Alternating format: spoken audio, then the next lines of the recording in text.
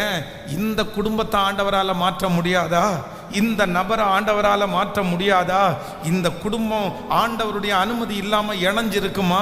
கண்டிப்பாக அப்படி இருக்காது. நான் ஆண்டவரை விட மாட்டேன். நான் உறுதியாக இந்த இடத்துல இருப்பேன். எனக்கு இன்னொரு மாப்பிள்ளை அல்ல, எனக்கு இன்னொரு திருமணம் அல்ல, எனக்கு ஒரே ஒரு டைம் தான் கர்த்தர் இந்த பூமியில் திருமணத்தை வச்சிருக்கிறாரு.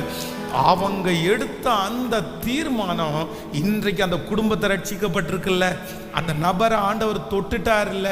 அப்போ ஆண்டவருடைய பிள்ளைகளே, இந்த சத்தத்தை கேட்கிற ஒவ்வொருவரும் இன்னைக்கு ஒரு தீர்மானம் எடுங்க.